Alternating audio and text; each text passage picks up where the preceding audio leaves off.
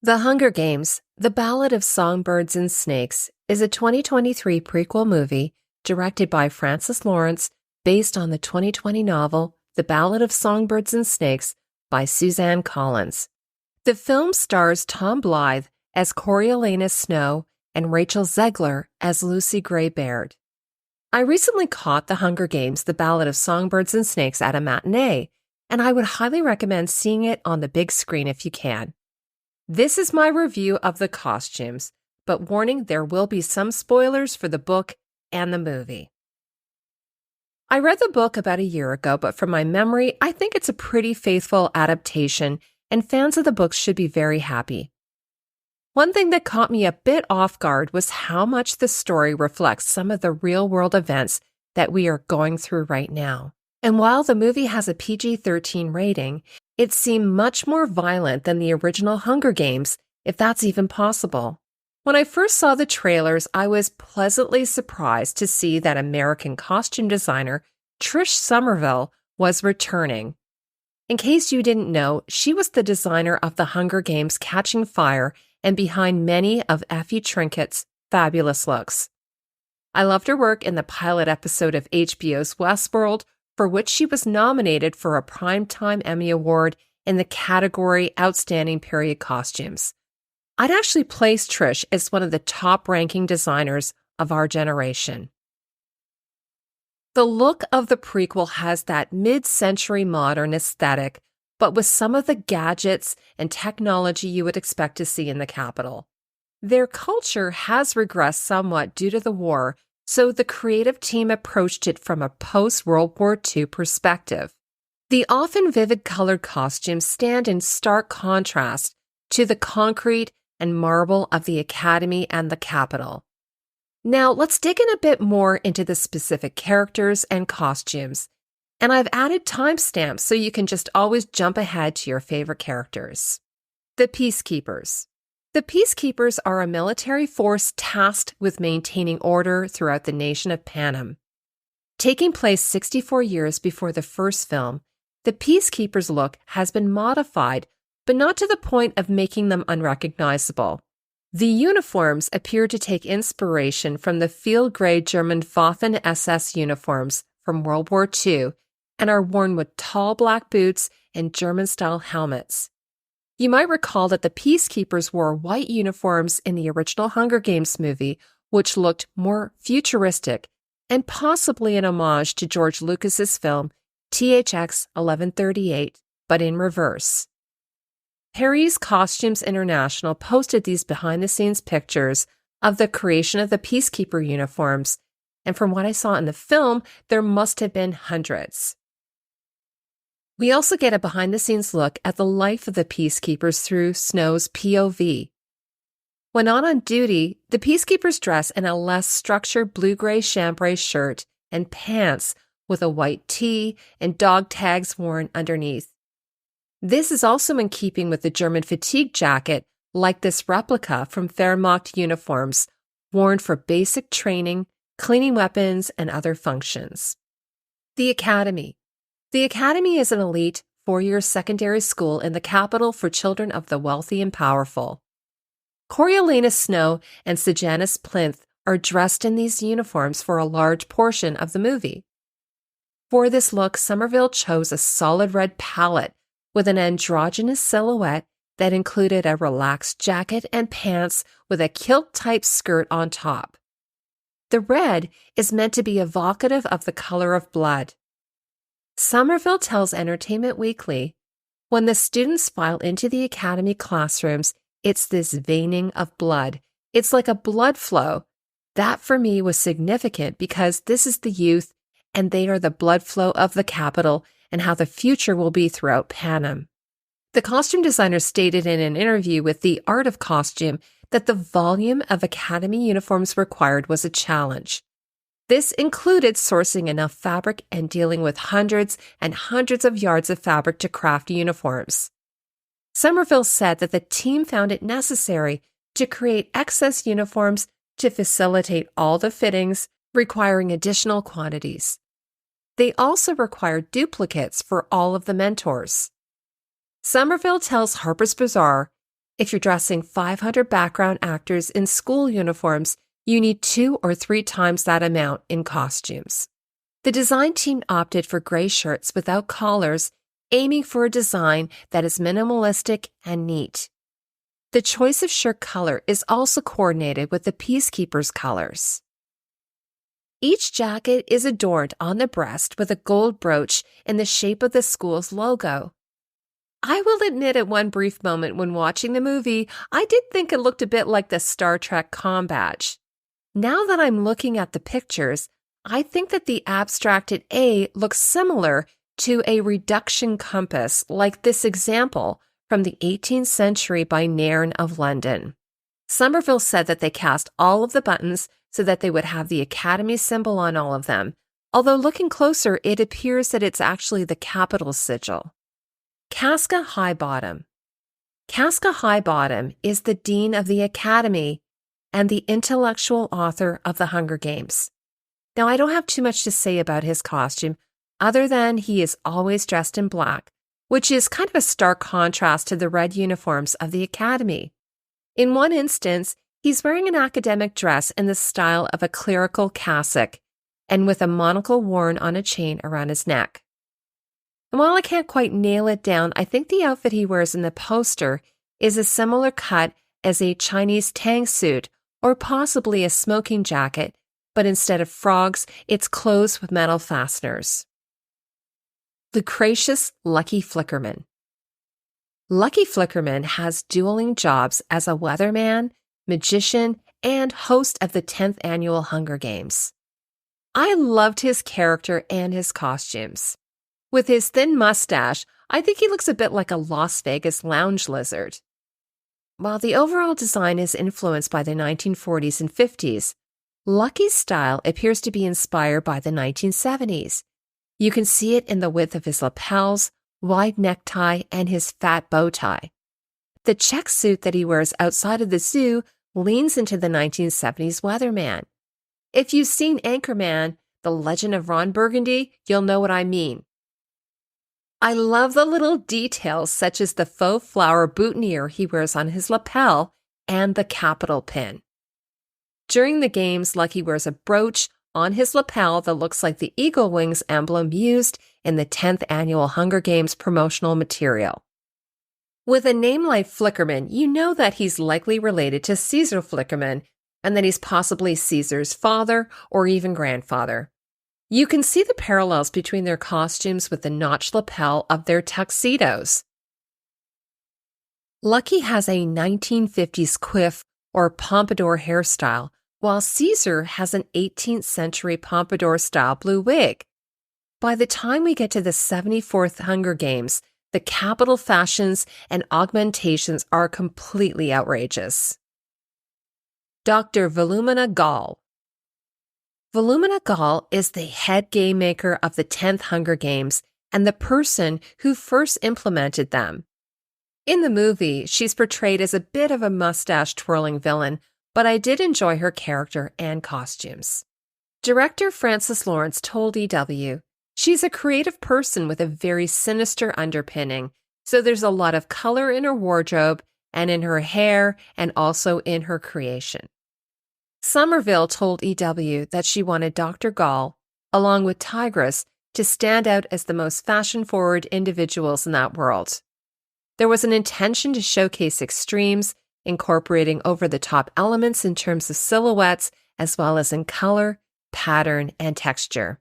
For instance, Dr. Gaul wears a very upright and stiff pleated collar, an accessory worn throughout the Renaissance, but I also thought it had a bit of an evil clown-like look about it, sort of something we see on Pennywise. Her hair and makeup were very integral to the look. According to People, makeup artist designer Sherry Berman Lawrence revealed that at the request of Viola Davis, one eye was given a distinct color with a hazy dark brown shade, while the other had a piercing blue hue, possibly stemming from an experimental mishap. Additionally, measures were taken by the makeup and prosthetics teams to age her appearance and incorporate facial scars. According to Somerville, Dr. Gaul's collars and gloves often hide these scars. She said there's probably some scarification or burns or bite marks from her creatures, so we keep her covered so as not to alarm any of the students. I'm not sure if they were going for this, but her wig has a bit of a Cruella de Vil or Bride of Frankenstein quality. Dressing the mad scientists of Panem has its challenges, but Somerville went in a different direction than the tried-and-true lab coat when it came to Dr. Gaul's lab attire. She said, "I wanted to stick with that red color we talked about in the uniforms. The color was intimidating." There is a scene where she is sewing up a character's shoulder with those red latex gloves. I loved how that would look. Frances kept making references to her as a Gene Wilder in Willy Wonka and the Chocolate Factory type. I leaned into that.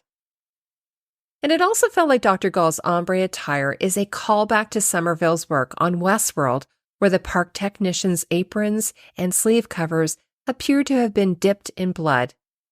I also appreciate that Dr. Gaul is wearing sensible shoes in the lab with grippy soles, considering she is climbing up the stairs to the snake tank and she wouldn't want to slip and fall. If you are enjoying this content, please consider subscribing to my channel. Tigris Snow. Tigris Snow is the oldest cousin and confidant of Coriolanus Snow. I loved all of Tigris's costumes, her soft wave blonde and subtle makeup, which lean into the 1940s and 50s. This is in juxtaposition to Grandmam, Coriolanus and Tigris's grandmother. Grandmam's outfits appear to be a decade or two earlier, a time when she would have lived a very comfortable life. The costume designer said that as a form of armor, Tigris's clothing serves as a means to protect herself and project an external image that contrasts with her internal struggles. Somerville said she makes her clothes, but she's keeping them alive because they're running out of money. Tigris would go on to become a stylist and a very important character in the Resistance, but at the beginning of the story, Somerville said, "I wanted to show how she starts off as this very soft, fashionable person." While not exclusively dressed in pink, Tigris appears to favor this color. In a flashback scene, a young Tigris is dressed completely in this color. One of my favorite costumes that she wears is this beautiful blush pink silk velvet robe worn over a slip. There is some beading on the sleeves, but it appears that in some spots it has fallen off. Drawing inspiration from Lily Allen, a highly influential fashion designer of the 1940s, and a callback to Effie Trinket from the original Hunger Games movie, Somerville aimed to replicate certain silhouettes characterized by dramatic peplums, strong shoulders, and slender skirts. The goal was to remain faithful to the essence of the 1940s aesthetic, incorporating elements reminiscent of the Balenciaga shoulder styles from the 1940s and 50s. In particular, you can see this in the soft pink two-piece ensemble that Tigris wears to the control room to watch the Hunger Games on the monitors. Somerville explains this outfit incorporates a subtle touch of discoloration with a faded effect. The patina team, as the costume designer calls them, airbrushed all the edges and applied a darker fuchsia tone along the seams. The objective was to maintain a cheerful tone for the character, who strives to remain hopeful and optimistic despite her underlying fear of the world's uncertainties. The seams are deliberately exposed and all edges are intentionally frayed, creating the illusion that the clothes are unraveling. Coriolanus Snow. Coriolanus Snow is a mentor for the upcoming 10th annual Hunger Games and the future president of Panem. First off, I wanted to say how much I enjoyed English actor Tom Blythe's performance in the movie. As well, I totally bought into Blythe being an 18-year-old version of President Snow, played in the Hunger Games movies with aplomb by Canadian actor Donald Sutherland. And despite Tom's naturally dark hair color, the wig department did an amazing job creating realistic blonde curls, which were completely shorn off with a buzz cut in the final act. Aside from Corio's Academy and Peacekeepers costumes, he has two other looks. The first is Coriolanus's Reaping Day outfit, mentioned in the book, representing a rare occasion when he's not expected to be dressed in his Academy uniform. Somerville explains, he wears his father's shirt, and Tigris Snow makes buttons from the tile that's in the bathroom. You would think that a dress shirt would be a simple undertaking, but according to the designer, there were a lot of departments involved. She said, "I found organza fabric that had a black pinstripe and a white raised stripe through it.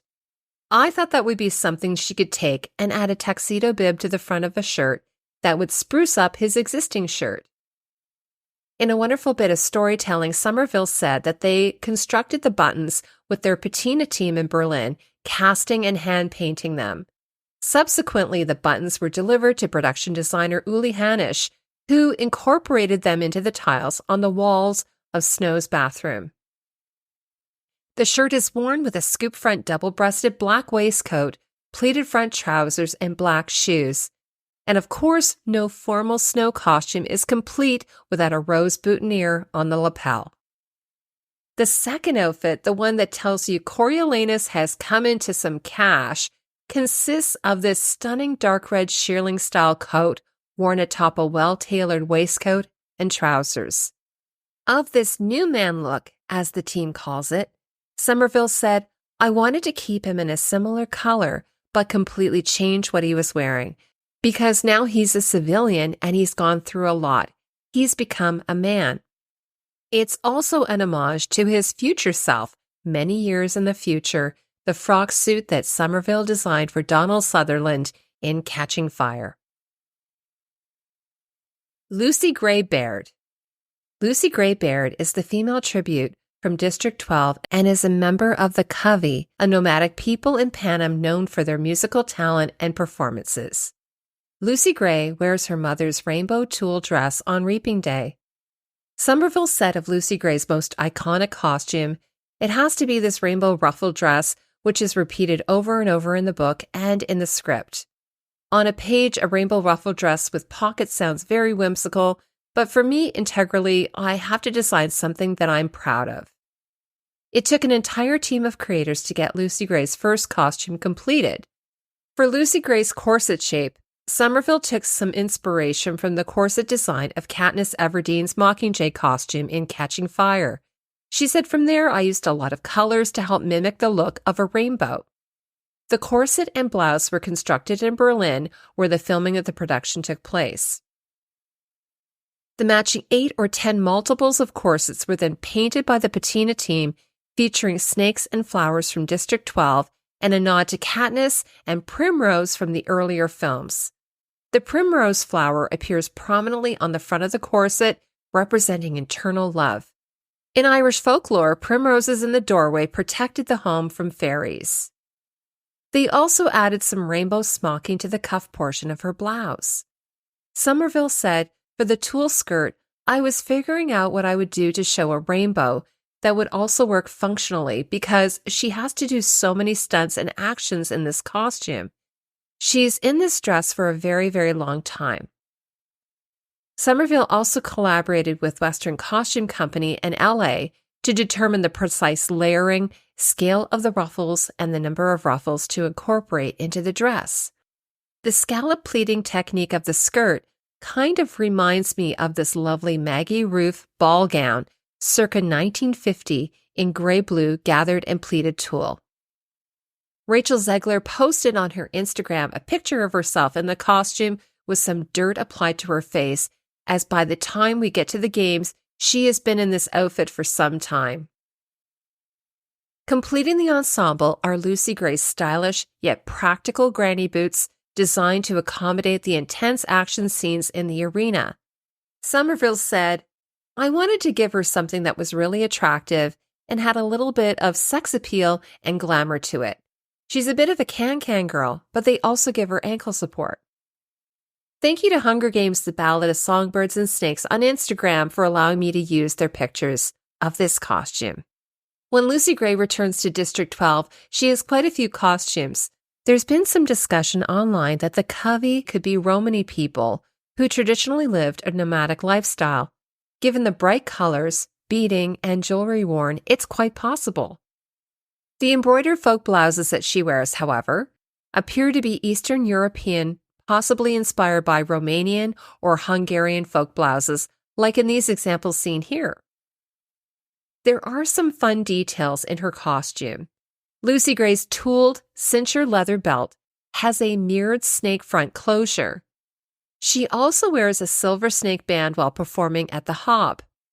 One thing I wanted to point out is that the character Dolores in Westworld, designed for the pilot by Trish Somerville, also wears a tooled belt and a dress trimmed with dotted Swiss, the same fabric used in Lucy Gray's blouse, worn with her corset and rainbow ruffle skirt.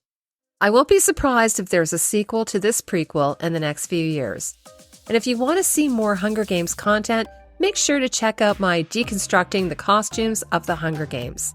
Let me know in the comments what were your favorite costumes in the movie. Thank you as always for spending time with me. I'll see you in the next video.